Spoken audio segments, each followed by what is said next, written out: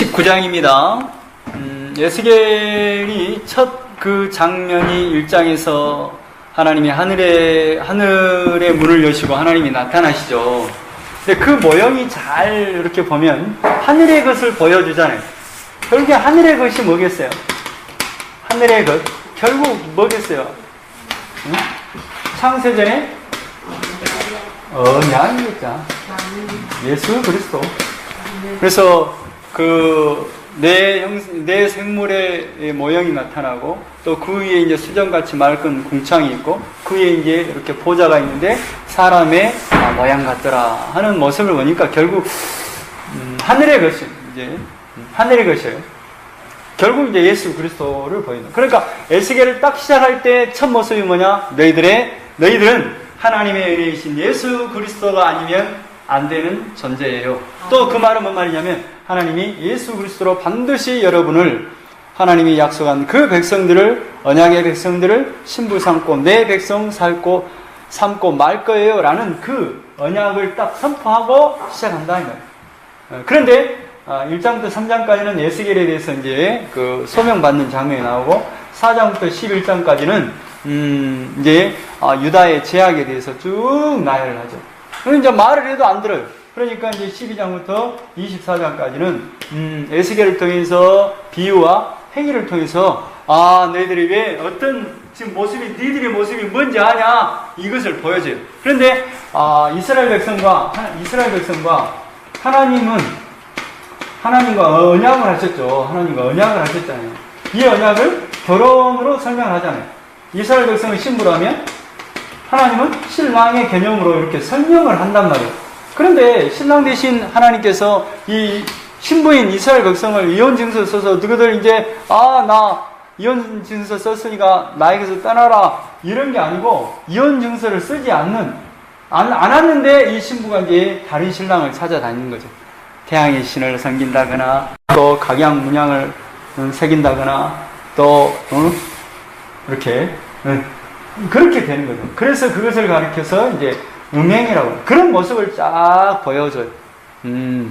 너희들이 결국에는 뭐냐면 하나님의 언약 속에는 예수 그리스도가 들어가 있기 때문에 은혜가 들어있기 때문에 결국에는 그 말은 뭔 말이냐면 하나님이 너희들 이제 바벨론에서 망한다.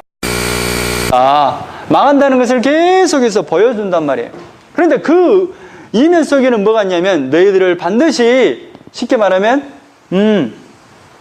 너희들은 나의 신부로 돌아오게 하겠다는 그 내용이 깔려 있어요. 예수 그리스도의 은혜를 설명하니까 그러잖아요. 우리들의 죄를 막 이야기한단 말이죠. 우리들을 선악과 따먹은 인생 속에 죄를 넣어놨잖아요. 그래서 죄를 깨닫고 뭐 하라고? 왜 죄를 넣어놨어요? 예수 그리스도가 아니면 안 된다는 것을 은혜를 알라고 그겁니다.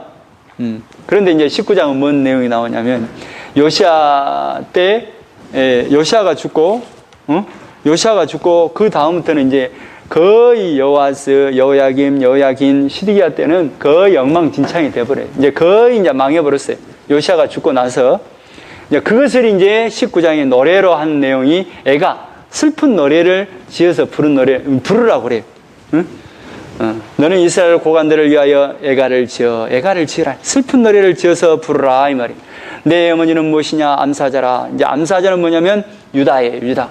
그가 사자들 가운데는 뭐겠어요? 암사자는 유다라면 그가 사자들 가운데에 있다는 것은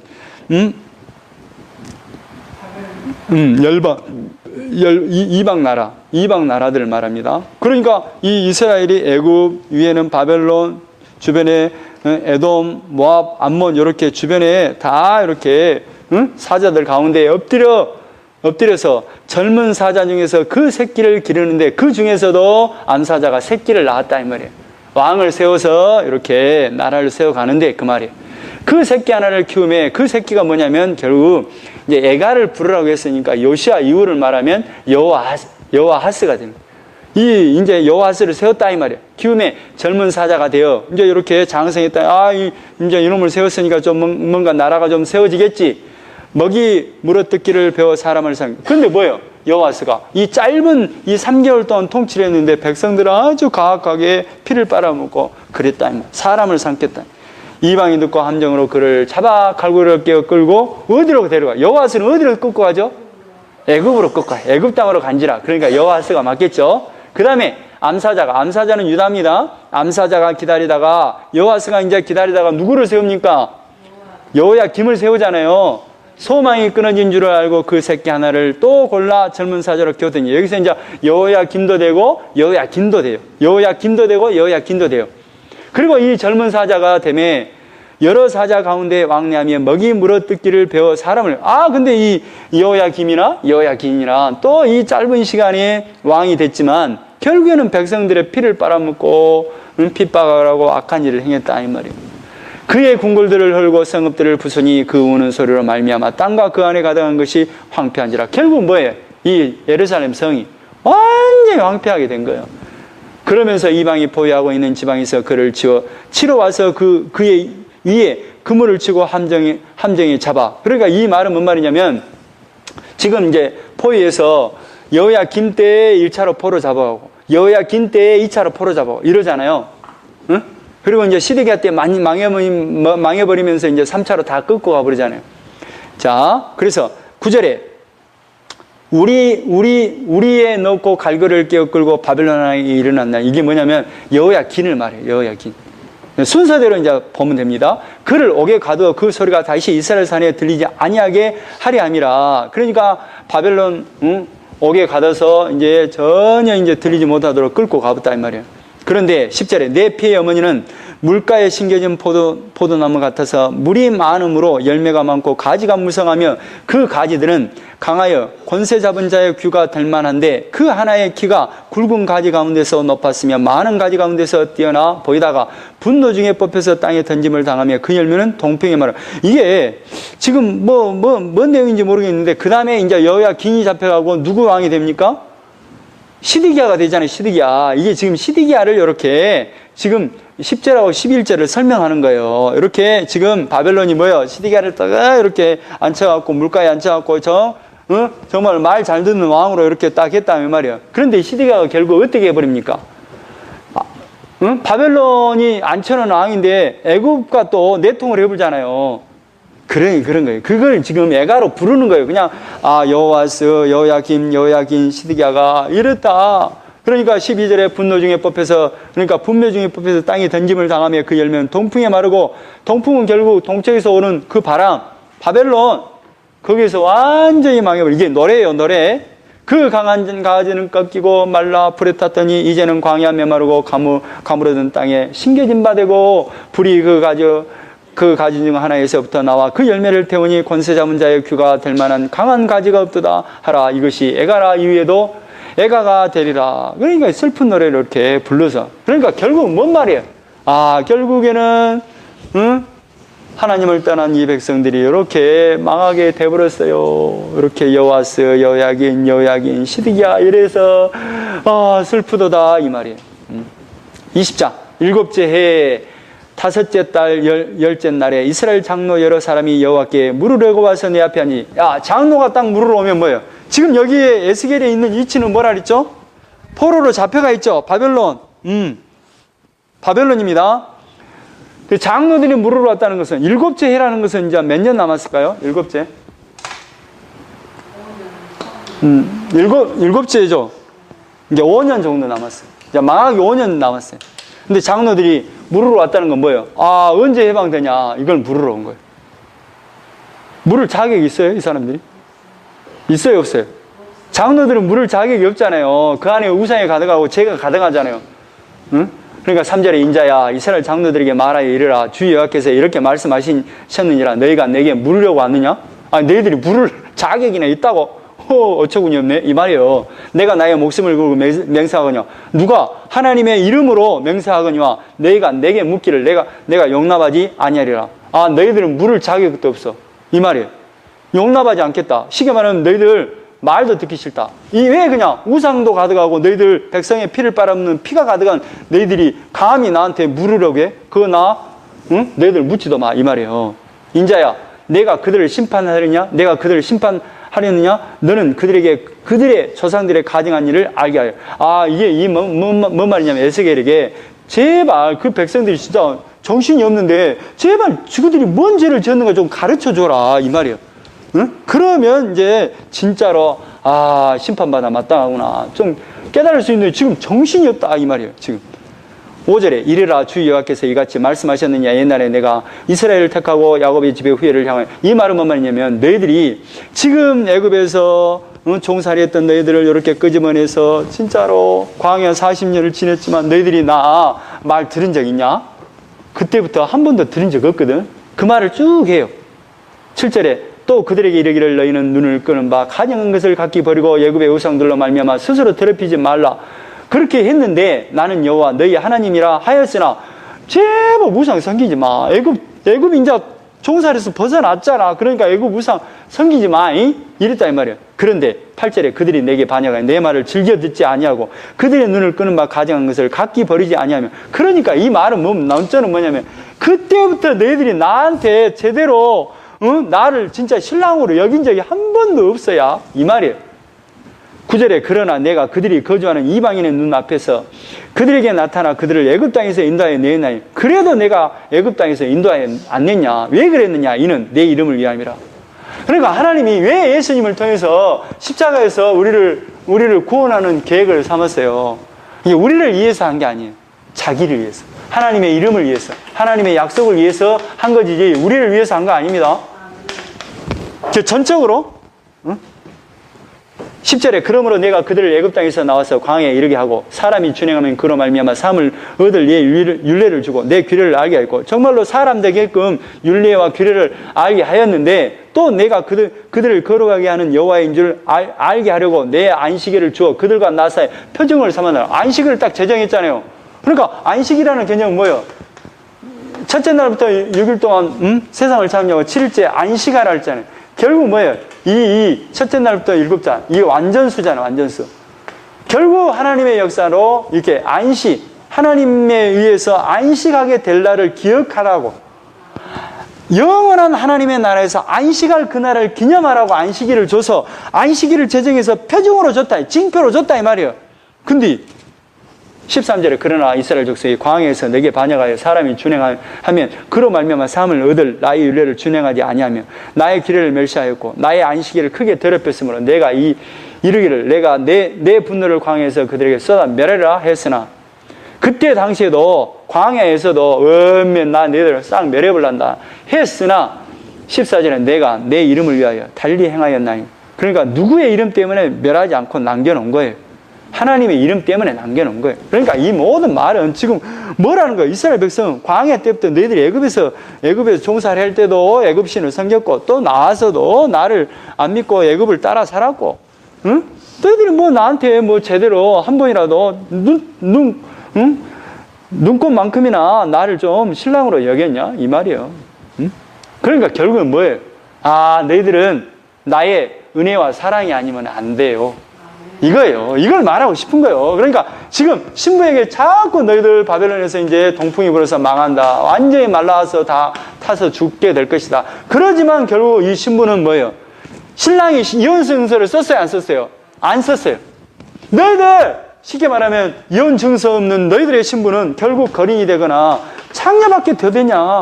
나에게로 돌아오세요. 그 말이에요. 지금 이 말이 다 이야기는 그러니까 결국에는 하나님의 언약, 아브라함과 하나님이 세운 그 언약, 짐승의 피로 세운 하나님이 하나님의 횃불, 하나님을 상징하는 그 횃불만 지나가는 그것을 통해서 하나님으로만이 너희가 신부가 될 수 있는 것이지 다른 것으로 되는 게 아니에요. 그걸 말하고 싶은 거예요. 계속 그겁니다. 그러니까 결국에는 하나님은 뭐예요? 이 세상 속에 선악과를 따먹게 한 인간들에게 결국 가죽옷을 입혀서 에덴에서 쫓아내잖아요. 너희들은 가죽옷 때문에 다시 돌아오게 될 거라. 나의 신부가 내 백성이 될 거라는 그 약속이. 16절에 그들이 마음으로 우상을 따라 나의 규례를 없인 여기며 나의 율례를 행하지 아니하며 나의 안식일을 더럽혔음이라. 그러나 내가 그들을 아껴서 광야에서 멸하여 아주 없이 하지 아니하였느라. 뭐예요? 뭐 때문에? 하나님의 언약, 예수 그리스도의 언약, 은혜의 언약 때문에 남겨놨다 이 말. 쭉 그 말을 해요. 28절 내가 내 손을 들어 그들에게 주기로 명세한 땅으로 그들을 인도하여 드렸더니 그들이 모든 높은 산과 모든 무성, 그러니까 하나님이 약속의 땅으로 이렇게 들여보냈더니 뭐예요? 모든 산에다가 우상숭배 산당 제사 지내고 그랬다 이 말이에요. 29절에 이에 내가 그들에게 이르기를 너희가 다니는 산당이 무엇이냐? 도대체 그 뭐냐 뭐 내가 너희들의 신랑인데 너희들이 뭐니? 이 말이에요.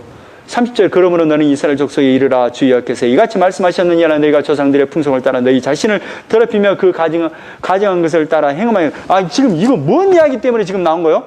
지금 장로가 와서 두세 사람이 와갖고 아니 도대체 언제 해방되냐 에스겔아 물어보러 온 거예요. 그러니까 너희들이 묻을 만한 그 지금 자격이 있냐 하면서 지금 쭉 이스라엘 역사를 쭉 훑어서 지금 이야기해요. 그러니까 지금 애굽에서 나와서 광야 생활을 하고 모든 역사가 하나님 앞에 지금 가증한 일을 전혀 안 하고 거룩한 신부처럼 살았어요. 아니면 정말 가증한 일을 행했다는 거예요. 그 말이에요. 지금 그 말을 하고 싶어요. 지금 길게 쓴 이유가 31절에 너희가 또 너희 아들을 화제로 삼아 불 가운데로 지나게 하며 뭐예요? 인신제사까지 드려버려야. 그것을 언제까지? 오늘까지 너희 자신을 우상들로 말미암아 더럽히냐? 오늘까지. 그런데 너희들이 나 앞에서 언제 해방돼요? 언제 하나님 풀어줄 거예요? 이런 말. 그러니까 이 말을 하는 거예요. 똑같이 이제 다시 반복합니다. 더럽히느냐? 이스라엘 족속아 너희가 내게 묻기를 내가 용납하겠냐? 내가 너희들을 가만 놔두겠냐? 주 여호와의 말씀이니라. 내가 나의 삶을 두고 맹세하노니 너희가 내게 묻기를 내가 용납하지 아니라. 이게 뭐예요? 용납하지 않는다는 말은 너희들 가당치하냐? 내가 가만 놔두겠니? 그리고 너희들의 삶이 지금 온전하겠니? 이 말이에요. 이게 33절 주 여호와의 말씀이니라. 내가 나의 삶을 두고 맹세하노니 내가 능한 손과 편팔로 분노를 쏟아 너희를 반드시 다스릴지라. 뭘로? 능한 손과 능한 손과 편팔이 누구겠어요? 누구? 이제 하나님인데 하나님에 의해서 하나님의 도구로 쓰는 그 도구가 누구예요? 바벨론. 바벨론. 가만 놔두겠냐?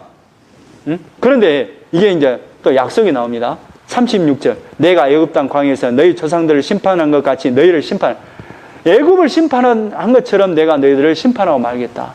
그런데 37절에 아주 특이한 말씀이 나옵니다. 내가 너희를 막대기 아래로 지나가게 하며 언약의 줄로 매려냐. 이게 뭐냐면 짐승을 바칠 때 그 레위기 27장입니까? 11절을 드릴 때 이렇게 양이 지나가잖아요. 지나가는데 딱 10번째 양, 10번째 양은 하나님의 거예요. 한번 봅시다. 27장, 레위기 27장. 레위기 27장 맞을 거예요. 레위기 27장. 하나님께 드려지는 레위기 27장.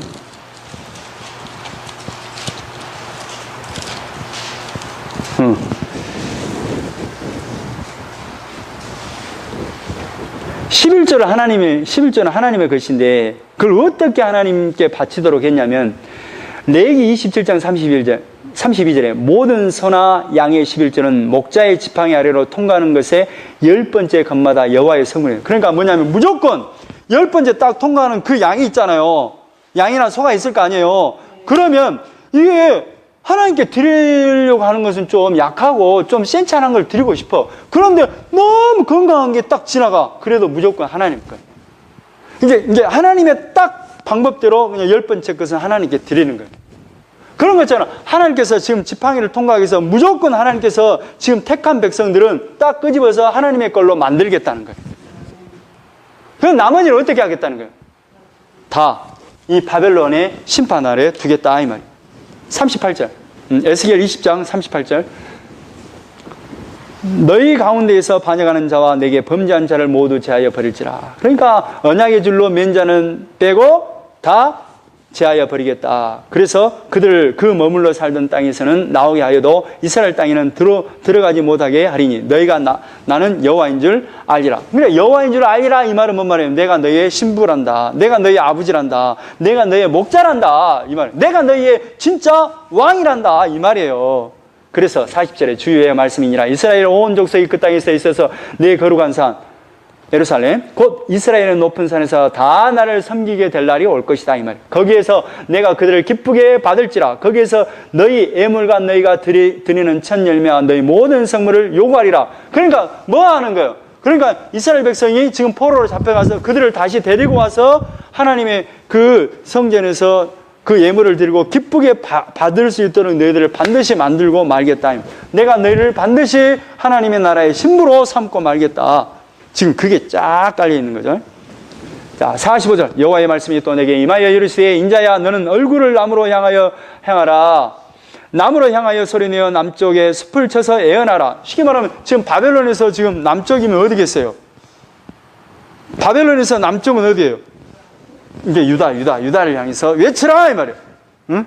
어떻게? 남쪽의 숲에서 이르기를 여호와의 말씀을 들을지어다. 남쪽아 들으라. 하나님의 말씀이다. 주 여호와께서 이같이 말씀하셨느니라. 내가 너희 가운데 불을 일으켜 모든 푸른 나무라는 것은 의인, 응? 모든 마른 나무, 악인 할 것 없이 나무를 없애리니 맹렬한 불꽃이 꺼지지 아니하고 남에서 북까지 모든 얼굴이 그슬릴지라. 완전히 바벨론에 서서 불에 타서 없어질 것이다 이 말이에요. 그래서 49절에 내가 이르되 아하 주 여호와여 그들이 나를 가르쳐 말하기를 그는 비유로 말하는 자가 아니냐 하나이다 하니라. 아니 그냥 비유로만 말하는 사람 아닙니까? 이게 어찌 된 일입니까? 자, 21장 또 여호와의 말씀이 내게 임하여. 그러니까 지금 24장까지는 뭘 이야기를 해요? 지금 비유와 행위를 통해서 에스겔을 통해서 지금 바벨론에서 완전히 너희들이 망하게 될 것이다 이걸 말하고 있는 거예요. 자, 2절 인자야 너는 얼굴을 예루살렘으로 향하여 성소를 향하여 소리내어 이스라엘 땅에 예언하라. 어디를 향해서 예언하라고요? 이스라엘 땅에서 예언하라 이 말이에요. 이스라엘 땅에서 이르기를 여호와의 말씀에 내가 너를 대적하여 내 칼을 칼집에서 빼어 의인과 악인을 내게서 끊으리라. 완전히 의인 악인 할 것이 다 칼로 다 썰어버리겠다. 6절에 인자야 탄식하되 너는 허리가 끊어지듯 탄식하라. 그들의 목전에서 슬피 탄식하라. 너희들이 이제 완전히 망해서 탄식하게 될 것이다. 그리고 이제 하나님 뭐예요? 자, 16절에 카라 모이라. 그러니까 칼은 누구예요? 바벨론아 카라 다 모이라. 무기도 이제 다 나와라. 그래서 뭐하라? 이스라엘 땅을 완전히 초토화시켜버려라 이 말이요. 카라 모이라. 오른쪽을 치라. 대열을 맞추라. 왼쪽을 치라. 향한 대로 가라. 나도 내 손뼉을 치며 내 분노를 다 풀리로다. 나 여호와가 말하였노라. 그러니까 내가 마음껏 내 분노를 너희들에게 쏟아버리겠다. 그만큼 어쨌다는 거예요. 지금까지 이스라엘 백성이 너희들이 신부로서 지금 가증한 것을 행하고 창녀처럼 운명을 행하고 그거에 대한 대가이다. 그러니까 이제 또 뭐가 되냐? 이제 북쪽에서 바벨론이 탁 내려오면 이제 암몬이 있을 텐데 암몬과 이스라엘 두 길에 이제 딱 섰을 때 하나님이 어떻게 하느냐 그 말이에요.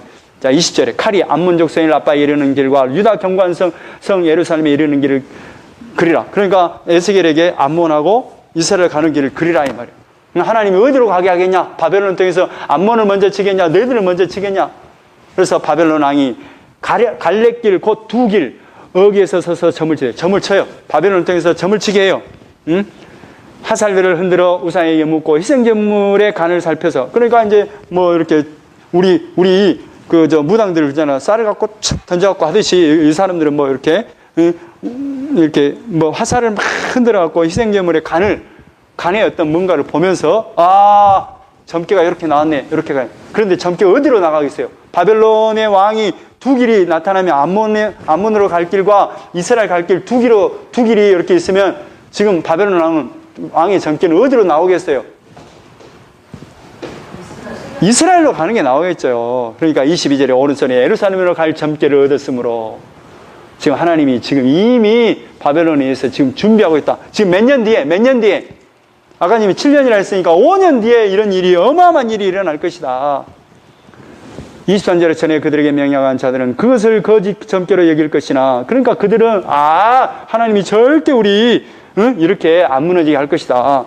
바벨론 왕은 그 죄악을 기억하고 그 무리를 잡으리라. 그러니까 뭐예요? 시드기야 왕이 뭐예요? 바벨론 왕에 의해서 시드기야 왕을 앉혔는데 이놈이 어디에 또 눈을 돌려요? 바벨론을 배반하고 애굽에 손을 잡으려고 그러잖아요. 그러니까 성질이 난다 이 말이에요. 그러니까 가만 놔두겠냐?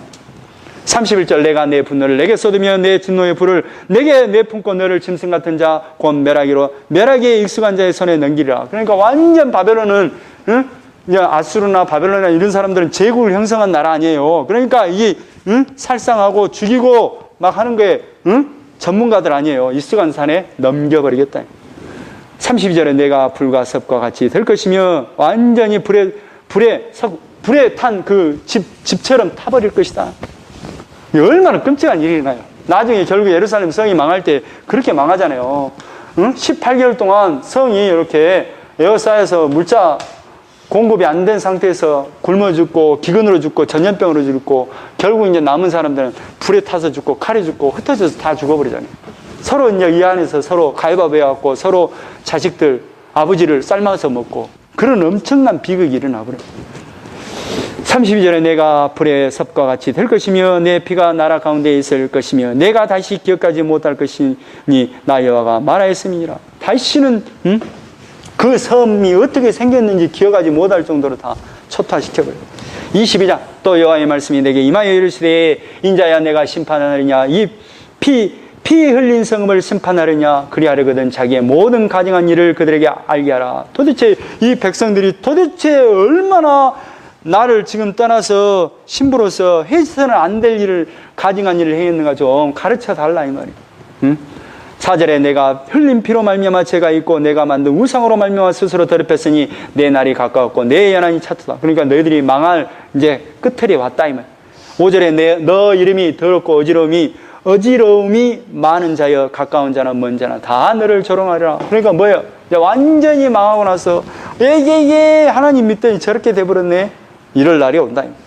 6절에 이스라엘 모든 고관은 각기 권세대로 피를 흘리려고 내 가운데 있었도다. 그러니까 이 종교 지도자는 뭐예요? 백성들의 피를 빨아먹고 그러니까 요시아가 죽고 나서 정신 번쩍 차려야 되는데 그런 게 아니라 여호와스, 여호야긴, 시드기야는 정신없이 백성들의 피를 빨아먹고 살았다. 왜 망할 수밖에 없느냐? 그 이유가 7절부터 쭉 이제 나열됩니다. 7절에 그들이 내 가운데 부모를 업신여겼으며 8절에 너는 나의 성물을 업신여겼으며 나의 안식일을 더럽혔으며 9절에 내 가운데 피를 흘리려고 이간을 붙이는 자도 있었으며 그러니까 이간질에서 이게 하나님의 것을 다 가져가 버리고 또 10절에 내 가운데 자기 아버지의 하체를 드러내는 자도 있었어요. 자기 아버지의 하체 그러니까 자기 아버지의 아내와 잠자를 해버리고 이런 끔찍한 일을 했는데 벌을 안 받겠냐 이 말이에요. 내 가운데 올경하는 부정한 여인과 관계하는 자도 있었으며 어떤 사람은 그 이웃의 아내와 가증한 일을 행하였으며 어떤 사람은 그의 며느리를 더럽혀 음행하였으며 내 가운데 어떤 사람은 그 자매 곧 아버지의 딸과 관계하였으며 이런 끔찍한 일을 했는데 내가 가만히 있겠냐 이 말이에요. 그 말이에요. 13절은 내가 불의를 행하여 이익을 얻은 일과 내 가운데 피 흘린 일로 말미암아 내가 손뼉을 쳤나니 내가 내게 보응하는 날에 내 마음이 견디겠느냐. 그러니까 내가 정말로 벌을 내릴 때 너희들이 견뎌내겠냐. 자, 그러니까 너희들이 이것을 이렇게 생각해요. 너희들이 거린과 창녀로 사는데 그 창녀에도 일반 창녀는 말이지 몸을 주고 돈이라도 받는다. 너희들은 뭐니? 내가 준 모든 걸 가지고 애굽이나 바벨론이나 이렇게 갖다 바치면서 너희들이 받은 게 뭐니? 그들이 너희들을 책임져 주니? 이 말이에요. 그러니까 그 생활이 좋니? 이 말이에요. 자, 16절 내가 자신 때문에 나라들의 목전에서 수치를 당하리니 내가 여호와인 줄 알리라. 내가 너의 신랑이란다. 18절 인자야 이스라엘 족속이 내게 찌꺼기가 되었나니 찌꺼기다 이 말이에요. 어떤 찌꺼기냐? 곧 풀무불 가운데 있는 노시나 주석이나 새나 나비며 은혜의 찌꺼기라. 너희들은 그 은과 나비나 이런 거 용광로 속에 있는 찌꺼기다 이 말이에요. 그러니까 이 찌꺼기는 뭐예요? 결국 은과 노시나 주석을 이렇게 풀무불 속에 이렇게 막 해서 이제 좋은 어떤 은이나 노시나 주석을 불순물 빼고 이렇게 빼려고 하는데 너희들은 찌꺼기일 뿐이다. 그러니까 완전히 너희들은 그 용광로 속에 풀무불 속에 찌꺼기일 뿐이다. 그러니까 완전히 너희들은 녹아서 없어질 자들이다. 그러니까 바벨론에서 이렇게 당하게 될 것이다. 22절 은이 풀무불 가운데서 녹는 것 같이 너희가 그 가운데서 녹으리니 나 여호와가 분노를 너희 위에 쏟은 줄을 너희가 알리라. 얼마나 끔찍한 일이 벌어질지를 계속 에스겔 선지자를 통해서 말씀하고 있습니다. 25절 왜 너희들이 그럴 수밖에 없느냐. 그 가운데 선지자들의 반야감이 우는 사자가 음식을 움킨 것 같다. 그러니까 선지자들이 뭐예요? 여우잖아요. 여우처럼 금간 무너질 그 바벨론 예루살렘 성에서 여러분 망합니다. 여기 있으면 망해요. 이렇게 있으면 망해요. 외쳐야 되는데 여우가 뭐예요? 곧 무너질 성읍에서는 안 올라가잖아요. 그런 여우 같은 그 선지자격인데 너희들 하나님이 가만 놔두겠니? 26절 그 선지자들은 내 율법을 범하였으며 율법대로 안 한다 이 말이에요. 그러니까 하나님의 그 드려야 될 모든 거룩한 것들을 더럽혀버리고 거룩함과 헛된 것을 구별하지 아니하였으며 부정함과 정한 것을 사람이 구별하게 하지 아니하였으며 그러니까 마음대로, 지금 마음대로 하나님 앞에 예배를 드리고 그래버렸다 이 말이에요. 또 27절 그 가운데 그 고관들은 음식을 삼키는 일이 같아서, 그러니까 고관들은 뭐예요? 백성들의 피를 빨아먹고 이렇게 있다 이 말이에요. 또 29절 이 땅 백성은 포악하고 강탈을 일삼고 가난하고 군피반열을 압제하고 나그네를 부당하게 학대했으며, 백성들도 뭐예요? 포악하고 강탈하고 서로 막 뺏고 죽이고 자기의 이익을 위해서 산다 이 말이에요. 자, 31절 내가 내 분노를 그들 위에 쏟으며 내 진노의 불로 멸하여 그들 행위대로 그들 머리에 보응하였느니라. 주 여호와의 말씀이라. 반드시 보응하겠다. 5년 뒤에 이런 끔찍한 일이 일어나요 이 말이에요. 자, 23절은 오홀리바에 대한 이야기를 하는데, 그 오홀리바는 뭐냐면 4절에 그 이름이 형은 오홀라요 아우는 오홀리바라. 그들이 내게 속하여 자녀를 낳았나니 그 이름으로 말미암아 오홀라는 사마리아요 오홀리바는 예루살렘이니라. 그러니까 이제 지금 오홀리바로 이제 설명을 하는데, 이 오홀리바는 어디서 나오냐면 오헬에서 나와요. 오헬. 장막이라는 뜻이에요. 집이라는 뜻이에요. 근데 이 집의 이 설명을 할 때 오홀리바는 뭐 어떤 개념이냐면 결혼을 비유로 하는 이름이에요. 결혼의 어떤 신방 같은 그런 장막의 개념으로 보면 좋아요. 근데 이들이 뭐예요? 그 장막 안에 누구를 들여보냈어요? 바알과 아세라, 태양신, 이런 담모스 신을 다 섬겨버렸잖아요. 그런 이야기를 하는 거예요. 3절에 보면 그들이 애굽으로 행음하되, 애굽을 의지했죠? 어렸을 때에 행음하여 그들의 유방이 눌리며 그 처녀의 가슴이 어루만져졌나니. 쭉 이제 그 형은 오홀라, 아우는 오홀리바. 오홀라는 사마리아를 이야기하고 오홀리바는 예루살렘이다. 그러니까 5절에 오홀라가 북이스라엘이 어떻게 했느냐? 내게 속하였을 때에 행음하여 그가 연애하는 자 곧 그 이웃 아수르 사람을 사모하였나니. 그러니까 문하엠 같은 그런 왕 때 아수르에게 조공을 바치면서 의지하고 그러잖아요. 근데 그 젊어서는 뭘 의지했어요? 이 북이스라엘이 그 금송아지를 만들잖아요. 금송아지가 어디서 나온 거예요? 애굽. 응? 그 말이 이제 8절에 그가 젊었을 때는 애굽 사람과 동침하더니, 젊었을 때는 애굽만 네 금송아지를 섬기더니 이제 중간에는 힘들고 어려우니까 아수르에게 손을 벌려. 그러니까 뭐예요? 아수르에게 이제 손을 벌려서 행음을 해. 응? 그러니까 9절에 그러므로 내가 그의 정든 자 곧 그가 연애하는 아수르 사람의 손에 넘겼더니. 그래서 722년에 아수르에서 망해버리잖아요. 근데 11절에 그 아우 오홀리바가 이것을 보고도 그의 형보다 음령을 다하며. 그러니까 오홀리바는 남유다는 어쩐다는 거예요? 북이스라엘보다 한 줄 더 떠버리네? 이 말이에요. 응? 그러니까 12절에 그가 그 이웃 아수르 사람은 연애하였나니 그들은 화려한 의복을 입은 고관과 감독이요 말 타는 자들과 준수한. 뭔 말이냐면 그들이 정말로 강해 보이니까 아수르의 손을 잡잖아요. 응? 그리고 이제 저쪽에 아하스 때는 아수르 종교까지 들여버리잖아요. 13절에 그 두 여인이 한 길로 행하였으므로 그도 더러워졌음을 내가 보았노라. 그러니까 이게 지금 오홀이라는 단어가 장막, 집, 그러니까 장막집인데 결혼한 신방과 같은 그런 집에서 다른 남자와 같이 사랑을 해? 이 말이야 이게. 그러니까 용서가 되겠냐 이 말이야. 22절 그러므로 오홀리바는 누구를 말한다고요? 유다. 유다야 주 여호와께서 이같이 말씀하셨느니라. 나는 내가 사랑하다가 싫어하던 자들을 충동하여 그들이 사방에서 와서 너를 치게 하리니. 그러니까 절제에 시드기야를 세웠어요. 바벨론이 세워놨어요. 그렇게 사랑하던 그 여인을 싫어하는 자를 이게 배신 때려버리면 어떻게 돼? 결국 애굽하고 또 손을 잡아보네. 그러니까 이제 그 사람을 통해서 싫어하는 사람을 충동해서 결국 치게 하게 될 것이다 이 말이에요.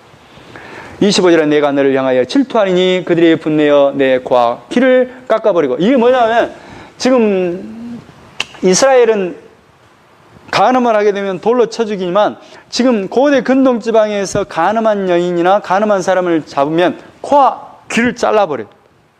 그러니까 너희들이 이제 결국 뭐예요? 누구에 의해서 코와 귀가 잘린다는 거예요? 바벨론. 남은 자를 칼로 엎드려뜨리며 내 자녀를 빼앗고 그 남은 자를 불에 사리며. 이해되죠? 응?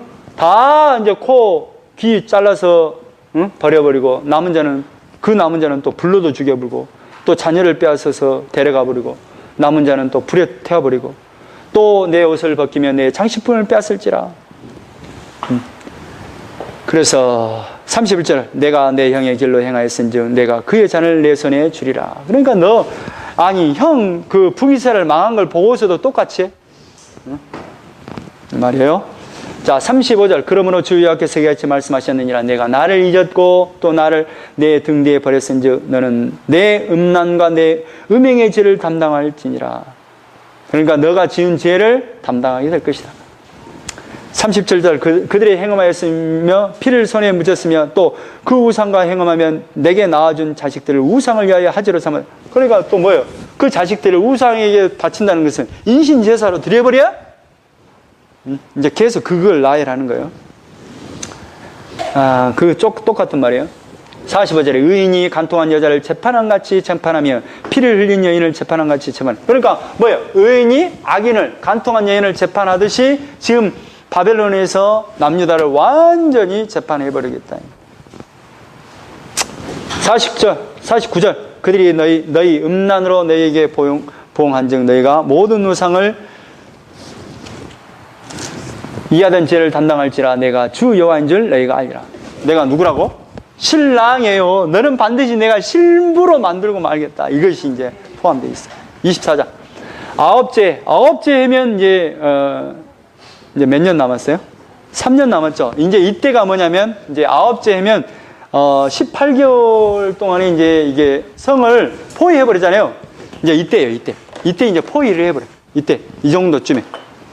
열째 달에 여호와의 말씀이 내게 임하여 이르시되 인자야 너는 날짜 곧 오늘의 이름을 기록하라. 바벨론 왕이 오늘 예루살렘에 가까이 왔느니라. 이제 뭐예요? 가까이 와서 뭐예요? 포위해버려. 너는 이 반역하는 족속의 비유를 베풀어 이르기를 주 여호와께서 이같이 말씀하시기를 가마 하나를 걸라. 가마를 거라는 거예요. 가마를 건 후에 물을 붓고 양떼에서 한 마리를 골라 각을 뜨고 그 넓적다리를 다리와 어깨 고기의 모든 좋은 덩이를 그 가운데 모아 넣으며 고름뼈를 가득히 담고 그 뼈를 위하여 가마 밑에 나무를 쌓아 넣고 잘 삶되 가마솥의 뼈가 무르도록 삶을지. 그러니까 가마를 열고 고기를 넣고 열심히 삶으라는 거예요. 그런데 그 가마가 어떤 가마냐? 그러므로 주 여호와께서 이같이 말씀하셨느니라. 피를 흘린 성읍 녹슨 가마. 그 가마가 어떤 가마예요? 녹슨 가마. 그러니까 지금 이 가마가 녹슨 가마인데 이 가마 속의 고기는 결국 뭐예요? 이스라엘을 나타낼 것이고 이 녹슨 가마는 예루살렘 성 안에 고기가 어때요? 이 성이 뭔데? 성 자체가 녹슬었어요. 이 고기를 먹을 수 있어요? 없어요? 없어요. 그런데 하나님이 뭐라 하냐? 이것을 끄집어내라는, 이 고기를 바깥으로 끄집어내라는 거예요.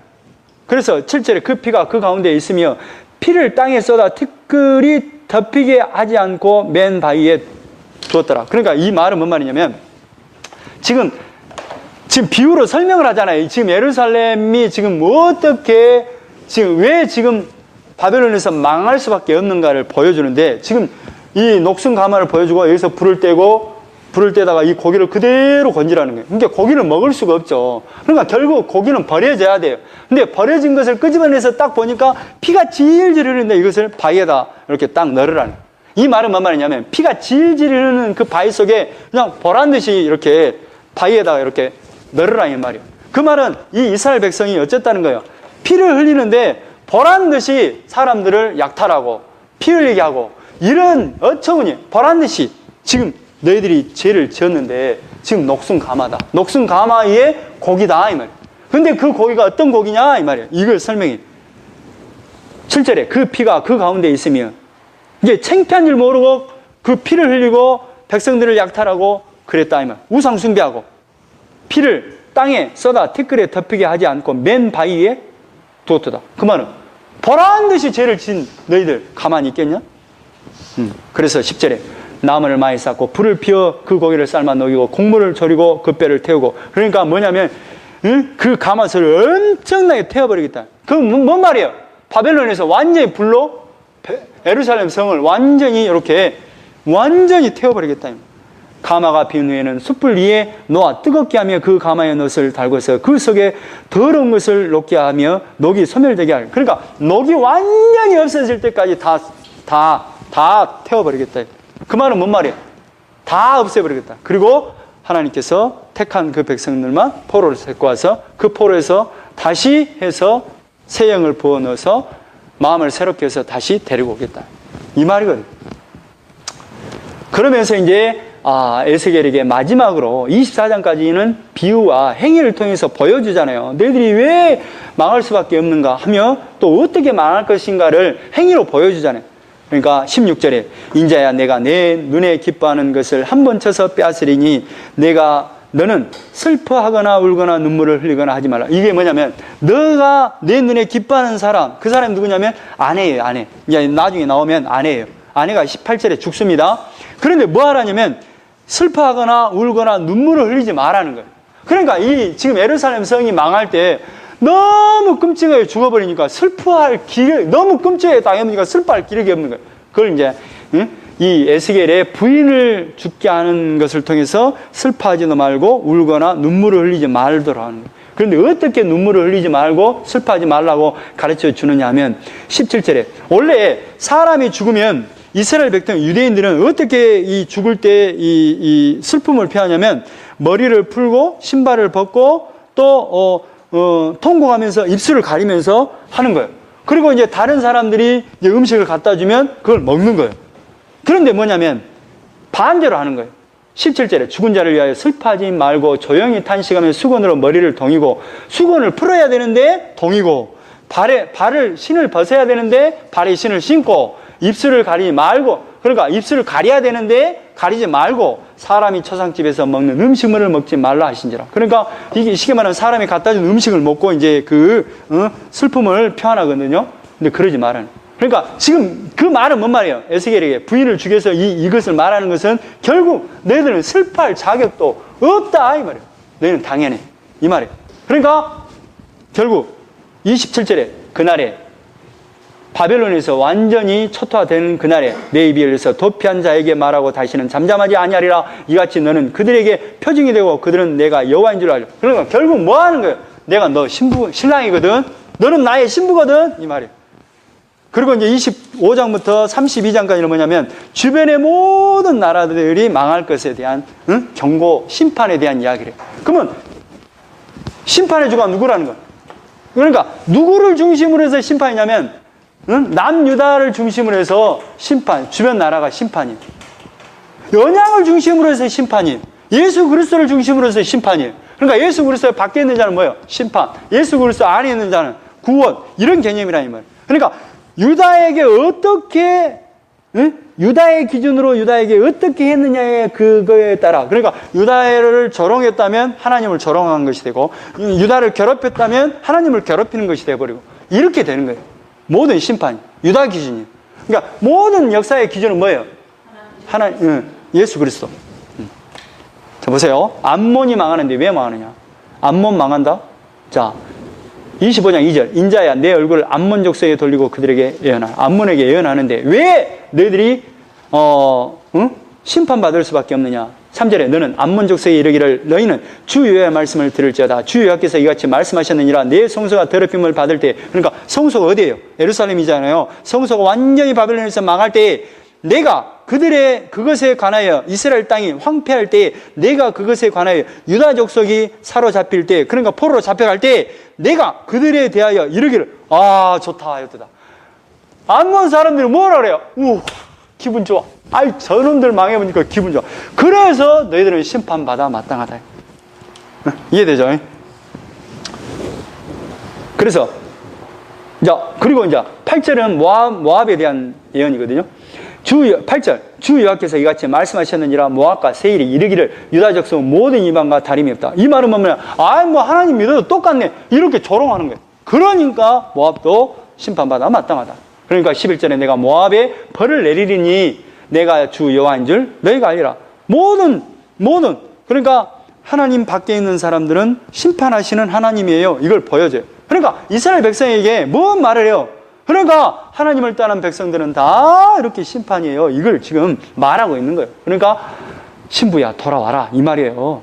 자, 에돔과 블레셋에 대한 이야기입니다. 12절 주 여호와께서 이같이 말씀하셨느니라. 에돔이 유다 족속을 쳐서 온수를 갚았고 온수를 갚음으로 심히 범죄했다. 이게 뭐냐면 계속 에돔과 블레셋은 원수 관계에 있는 거예요. 그러니까 하나님이 너희들은 심판받아 마땅하다 이 말. 그러니까 모든 기준이 누구의 중심이라고? 남유다 중심이에요. 언약 중심이.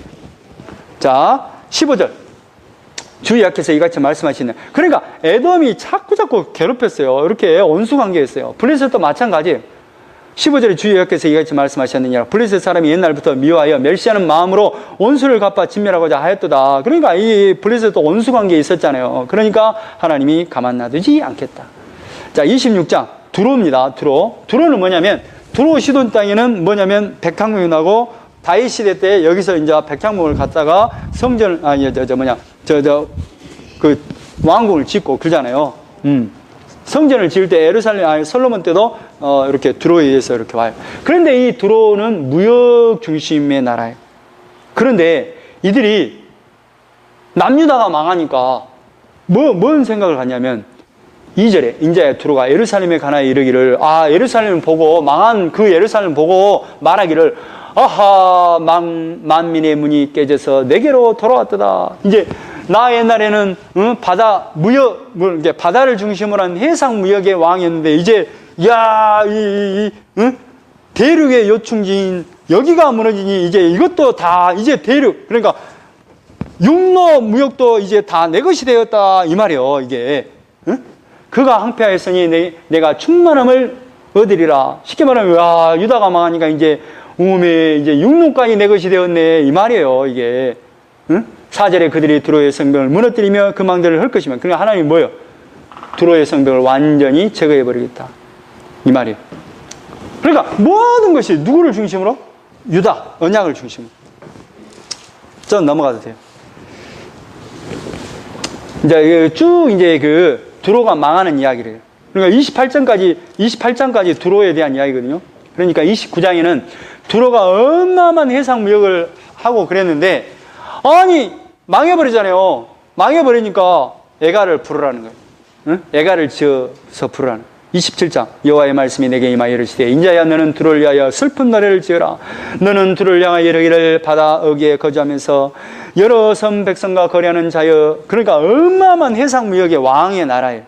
그런데 어마어마한 그 권세를 누리고 사는 자여 주 여호와께서 이같이 말씀하시되 두로야 내가 말하기를 나는 온전히 아름답다 하였도다. 나는 정말로 멋있다 잘났다 정말로 해상의 무역에 정말로 우리는 최고의 나라다 막 이렇게 했는데 누구 별거 없다 이 말이에요. 다 망한다는 이야기예요. 그러니까 주변 사람들이 정말로 주변 나라들이 그 해상 무역을 통해서 두로 시돈을 통해서 다 해상 무역이 이루어지거든요. 근데 그런 나라들이 다 망해. 그 이야기를 쭉 합니다. 31절 그들이 다 너를 위하여 머리털을 밀고 굵은 배를 띠고 마음이 아프게 슬피 통곡하는. 그러니까 주변 나라들이 두로가 망해버리니까 슬피 통곡한다.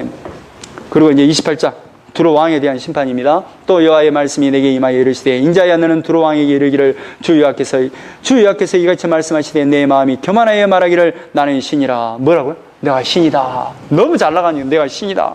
내가 하나님의 자리 곧 바다 가운데 앉아있다 하도다. 그러니까 내가 바다의 왕이다 이 말이야. 내가 신이다 이 말이야. 바다의 신이다 이 말이야. 내 마음이 하나님의 마음같이 같은 채할지라도 너는 사람이여 신이 아니거든. 내가 다니엘보다 지혜로워서 은밀한 것을 깨닫지 못할 것이 없다 하고 내 지혜와 청명으로 재물을 얻었으며 금과 은을 곳간에 저축하였으며 큰 지혜와 내 무역으로 재물을 다하여 그 재물로 말미암아 내 마음이 교만하였다.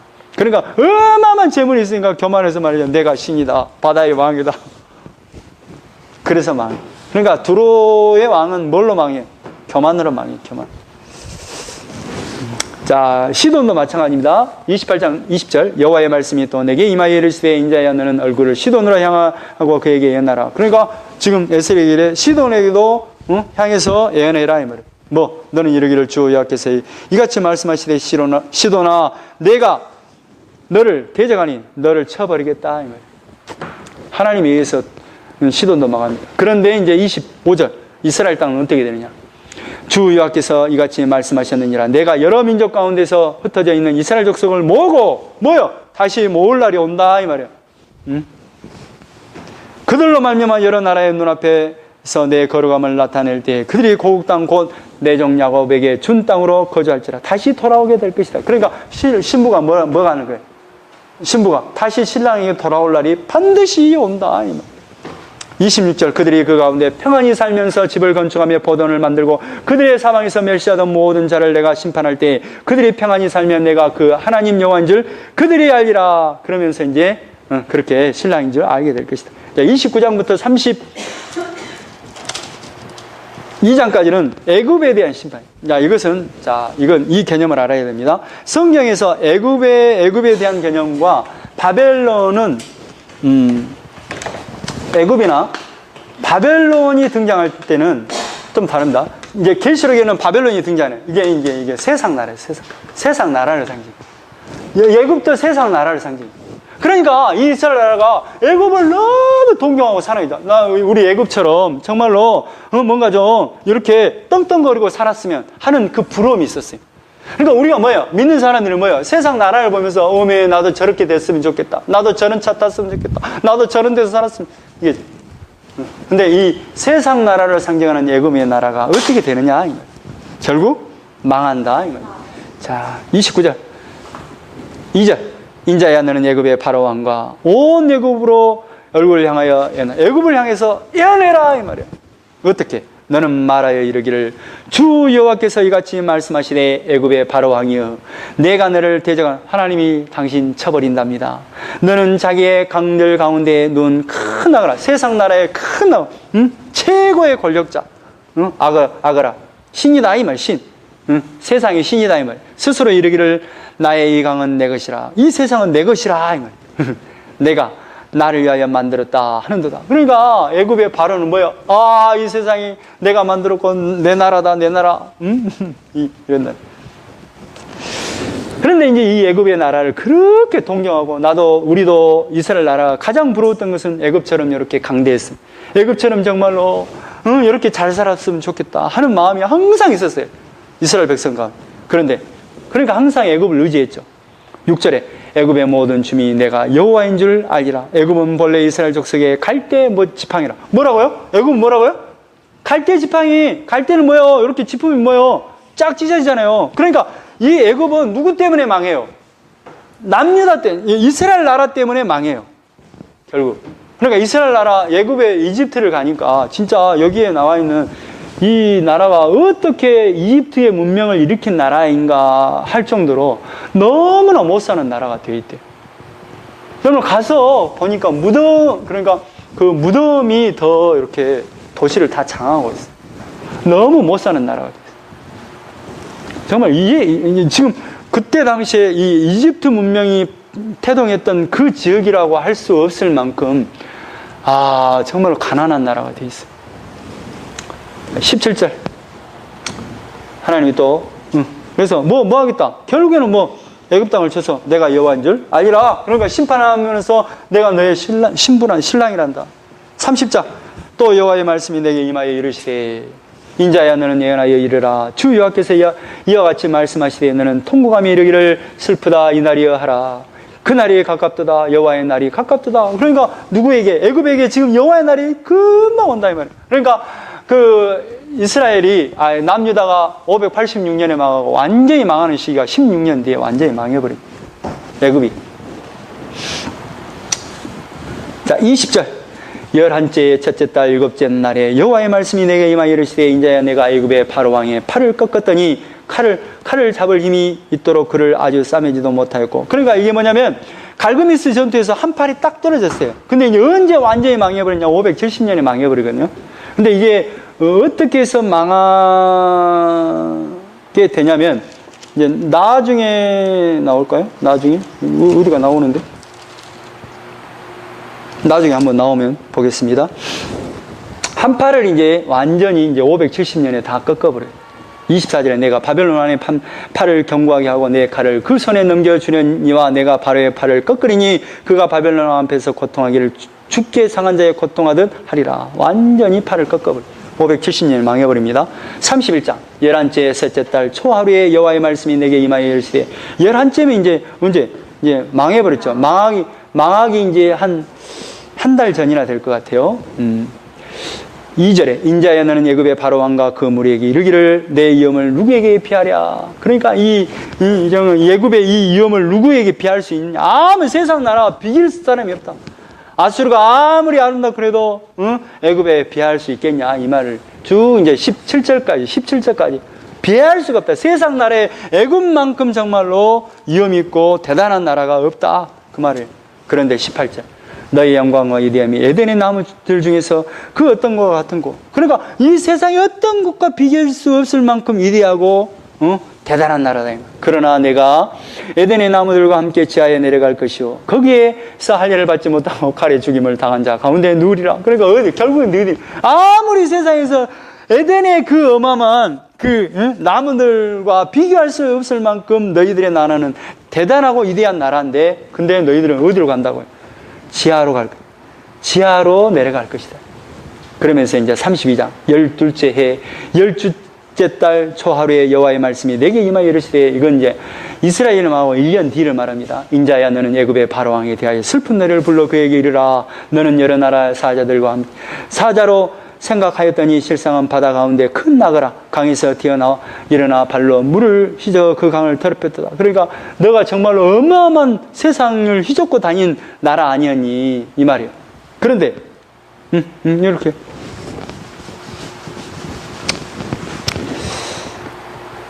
그런데 11절에 주 여호와께서 이렇게 말씀하셨느니라. 바벨론 왕의 칼이 내게 오리로다. 그런데 바벨론 왕의 칼에 의해서 너희들은 완전히 망하게 될 것이다.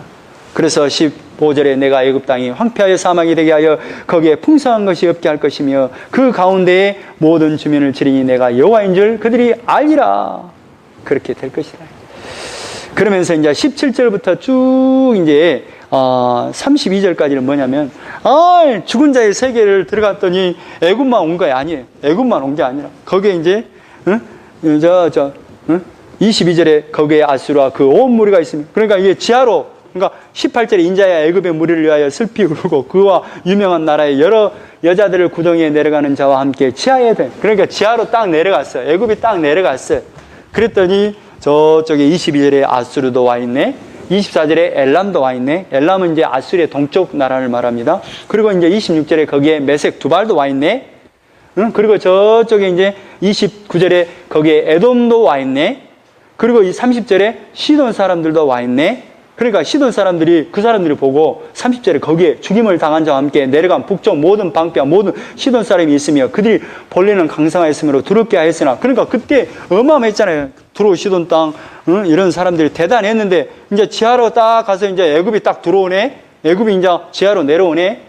강성하였으므로 두렵게 하였으나 이제는 부끄러움을 품고 할례를 받지 못하고 칼에 죽임을 당한 자와 함께 누웠고 구덩이에 내려가는 자와 함께 수치를 당하였도다. 그러니까 누구와 함께 다 이렇게 유다를 거부했던 그 나라와 손을 잡았던 그 나라들이 다 지하로 내려가 있더라. 31절에 바로가 그들을 보고 그 모든 무리로 말미암아 위로를 받을 것이며 칼에 죽임을 당한 바로와 그 온 군대가 그러하리로다. 주의 말씀. 그러니까 바로가 딱 내려가니까 뭐예요? 주변 사람들이 위로를 받아. 오메 나만 온 것이 아니라 당신도 왔어. 당신 큰 나라 왔어. 우리는 아무것도 아니네. 오메 당신도 왔으면 우리는 정말 위로가 되네 이 말이에요. 이게 위로를 받아요. 그 나라 사람들이 바로가 가니까. 그만큼 어쨌다는 거예요. 애굽의 나라가. 세상 나라가. 어마어마하고 위대하고 에덴의 그 나무에 비할 수 없는 그 나라였다 이 말이에요. 이게 세상 나라예요. 그 세상 나라가 가서 보고 위로를 받아요. 32절에 내가 바로로 하여금 생존하는 사람들의 세상에서 사람을 두렵게 하게 하였으나 이제는 그가 그 모든 무리와 더불어 할례를 받지 못한 자 곧 칼에 죽임을 당한 자와 함께 누리리로다. 주 여호와의 말씀이니라. 그러니까 이 말씀들 어떻게 돼요? 다 애굽도 망하게 되고 에돔도 망하고 또 메덱 두발도 망하고 아수르도 다 망해버리잖아요. 그러니까 이 하나님의 모든 말씀대로 그 유다를 떠난 그 모든 백성들은 심판 아래에 있다는 것을 보여주고 결국에는 뭘 말해? 신부야 내가 너의 신랑이란다. 내가 너의 아버지란다. 내가 너의 왕이란다. 내가 너의 목자란다. 여기까지 하겠습니다. 기도하겠습니다. 하나님 고맙습니다. 우리